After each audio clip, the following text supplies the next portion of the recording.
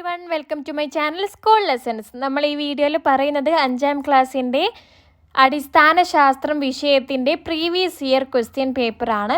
So നമുക്കിവിടെ ചോദ്യ paper നോക്കാം. നിങ്ങൾക്ക് ഈ പേപ്പറിൽ വരുന്നത് ആകെ 7 പ്രവർത്തനങ്ങളാണ്. അതിൽ ഏതെങ്കിലും 5 പ്രവർത്തനങ്ങൾക്ക് മാത്രം ഉത്തരം എഴുതിയാൽ മതി.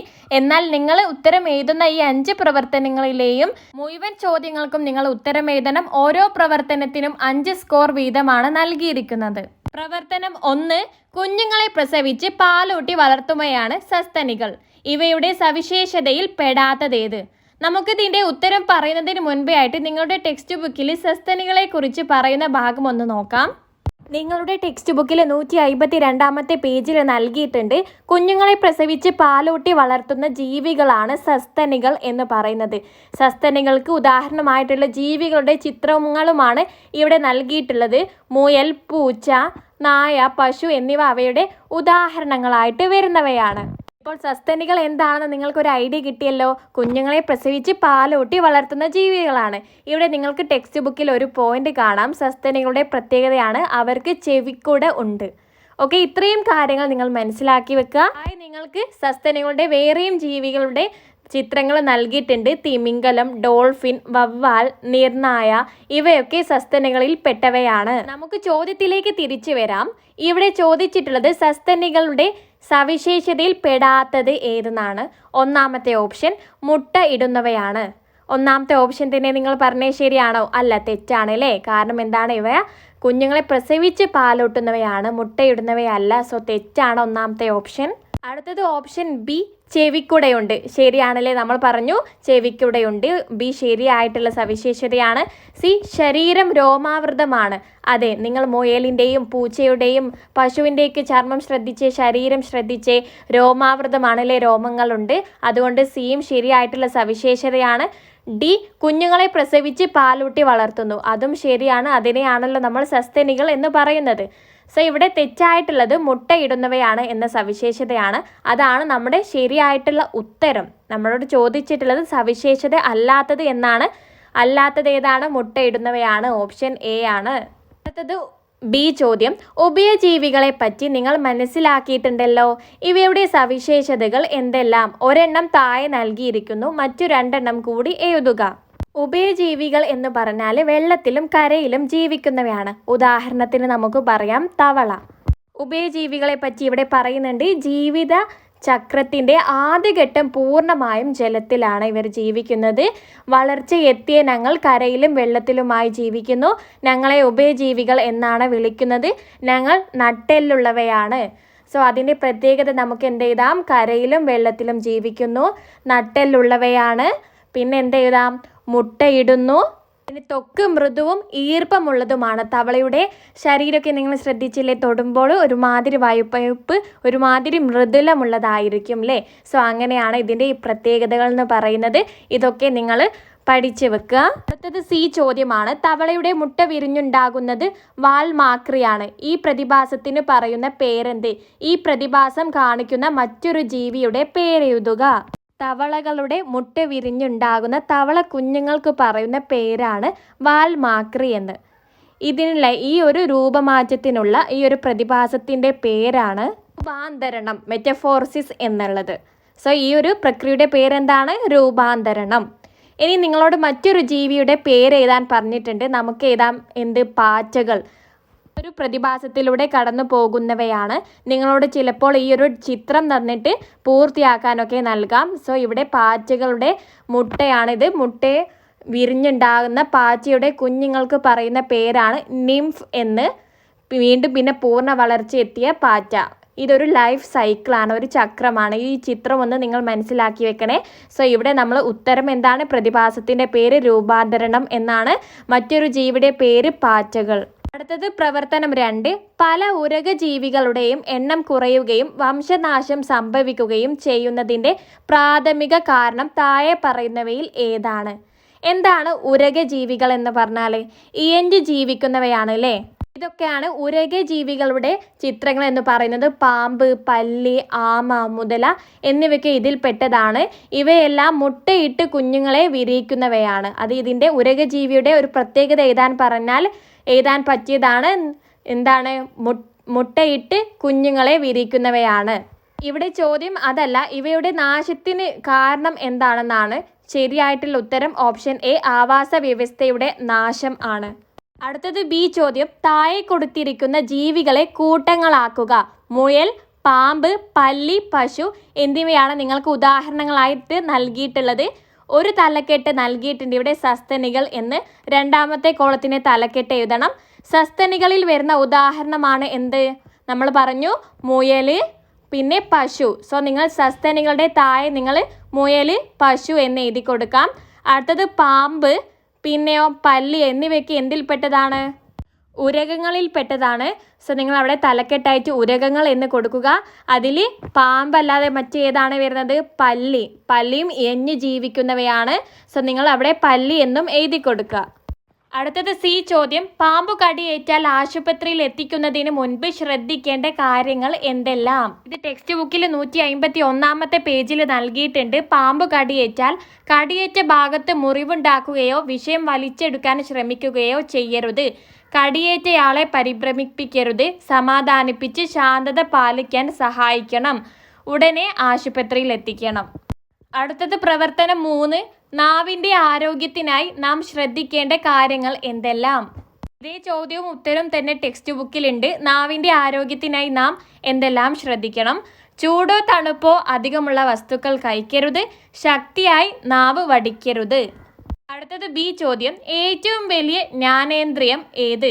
ഓപ്ഷൻസ് നൽകിയിട്ടുണ്ട്. എ ചെവി, ബി കണ്ണ്, സി മൂക്ക്, ഡി ത്വക്ക്. ശരിയായിട്ടുള്ള ഉത്തരം ഓപ്ഷൻ ഡി ത്വക്ക്.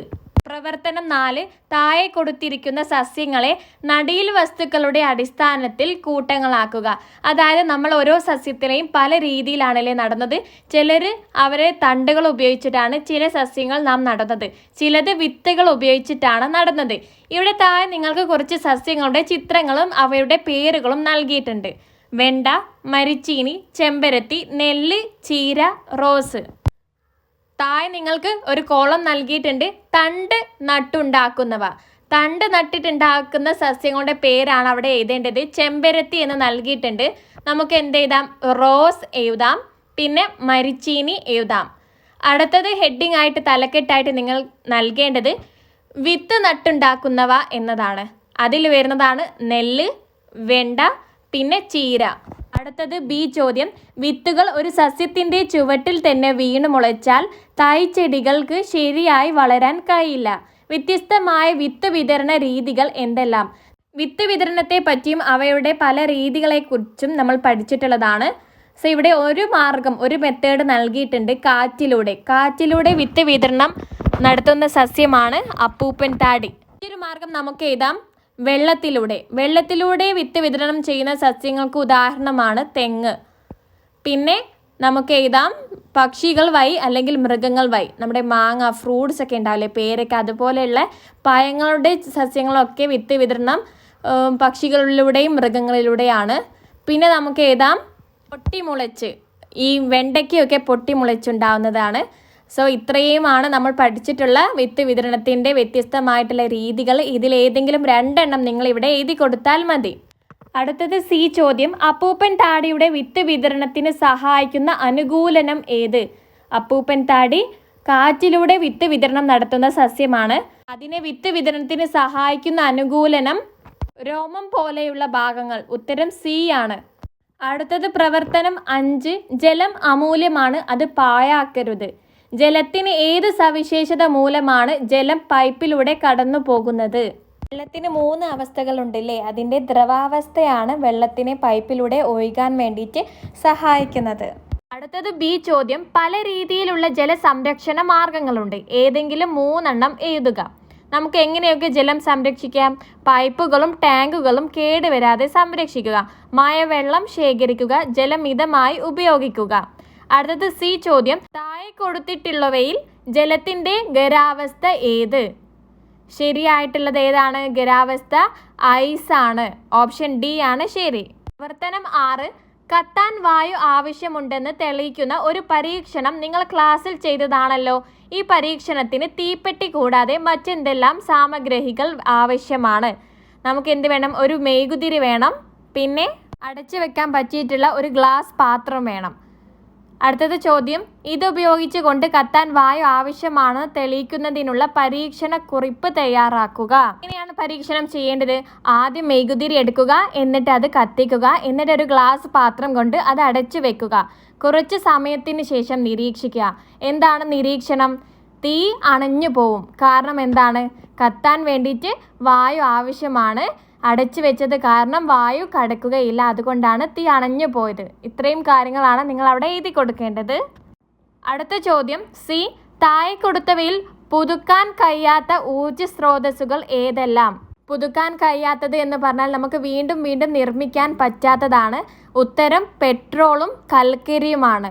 ഓക്കെ, കാറ്റും സൗരോർജ്ജവും ഒക്കെ നമുക്ക് വീണ്ടും വീണ്ടും പുതുക്കാൻ കഴിയുന്ന ഊർജ്ജ സ്രോതസ്സുകളാണ്. സോ ഇവിടെ ശരിയായിട്ടുള്ളത് പെട്രോളും കൽക്കരിയുമാണ്. അടുത്തത് പ്രവർത്തനം എ ആണ്. മനുഷ്യനിർമ്മിത യന്ത്രങ്ങളാണല്ലോ കൃത്രിമ ഉപഗ്രഹങ്ങൾ. ഇവ നൽകുന്ന 2 സേവനങ്ങൾ എന്തെല്ലാം? ഒന്നിവിടെ നൽകിയിട്ടുണ്ട്, കാലാവസ്ഥാ പ്രവചനം. ടെക്സ്റ്റ് ബുക്കിൽ 99-ാമത്തെ പേജിൽ കൃത്യമായിട്ട് ഓരോ കൃത്രിമ ഉപഗ്രഹത്തിൻ്റെ പേരും അവയുടെ പ്രധാന ഉപയോഗവും നൽകിയിട്ടുണ്ട്.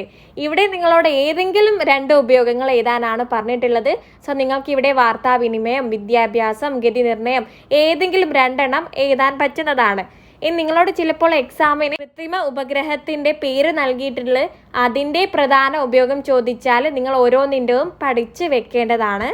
സോ ഇവിടെ നിങ്ങൾ ചോദ്യത്തിന് ഉത്തരമായിട്ട് ഏതെങ്കിലും 2 പോയിന്റ്സ്, 2 ഉപയോഗങ്ങൾ എഴുതി കൊടുക്കുക. അടുത്തത് അനുയോജ്യമായവ എയിൽ നിന്നും ബിയിലേക്ക് ചേർത്തെഴുതുക. ഇവിടെ നിങ്ങൾക്കൊരു ബോക്സ്, ഒരു കോളം നൽകിയിട്ടുണ്ട്.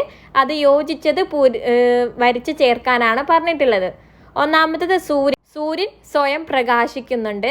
രണ്ടാമത്തതിലേക്കാണ് വരച്ചു കൊടുക്കേണ്ടത്. അടുത്തത് കൃത്രിമ ഉപഗ്രഹം കാലാവസ്ഥാ പ്രവചനമാണ്. മൂന്നാമത്തത് റോക്കറ്റ് കൃത്രിമ ഉപഗ്രഹങ്ങളെ ആകാശത്ത് എത്തിക്കും. ചന്ദ്രന് ഭൂമിയുടെ ഉപഗ്രഹമാണ്.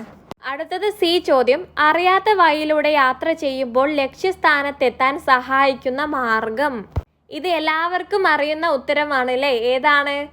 നമ്മുടെ ഉത്തരം GPS ആണ്. GPS ആണ് നമ്മളെ അറിയാത്ത സ്ഥലത്തേക്ക് എത്തിക്കാൻ വേണ്ടിയിട്ട് നമ്മൾ GPS ഒക്കെ ഓണാക്കി മേപ്പൊക്കെ നോക്കി പോവലില്ലേ, അതാണ്. സോ ഇവിടെ ശരിയായിട്ടുള്ളത് ഓപ്ഷൻ സി, GPS ആണ്. നമ്മൾ ഈ ഒരു പേപ്പറിലെ മുഴുവൻ ചോദ്യങ്ങളും ഇവിടെ ഡിസ്കസ് ആക്കി കഴിഞ്ഞിട്ടുണ്ട്. നിങ്ങൾക്ക് ഈ വീഡിയോ ഇഷ്ടമായാൽ ലൈക്ക് ചെയ്യാൻ മറക്കരുതേ. നമ്മുടെ ചാനൽ ഇതുവരെ സബ്സ്ക്രൈബ് ആക്കിയിട്ടില്ലെങ്കിൽ ഇപ്പോൾ തന്നെ സബ്സ്ക്രൈബ് ആക്കി സപ്പോർട്ടാക്കുക. നിങ്ങളുടെ അഭിപ്രായം കൂടി കമൻ്റായിട്ട് അറിയിക്കണേ. നമ്മൾ ഈ ഒരു അടിസ്ഥാന ശാസ്ത്രത്തിൻ്റെ മോഡൽ ക്വസ്റ്റ്യൻ പേപ്പറും നമ്മുടെ ചാനലിൽ ഓൾറെഡി അപ്ലോഡ് ആക്കിയിട്ടുണ്ട്. അതിൻ്റെ ലിങ്ക് നിങ്ങൾക്ക് പ്ലേലിസ്റ്റിൽ പോയിട്ട് ക്ലാസ് 5 ആനുവൽ എക്സാം ചോദ്യപേപ്പർ നോക്കിയാൽ കാണാവുന്നതാണ്. അല്ലെങ്കിൽ നിങ്ങൾ കമൻറ്റ് ബോക്സിൽ ലിങ്ക് എന്ന് ചോദിച്ചാലും മതി. So that's all.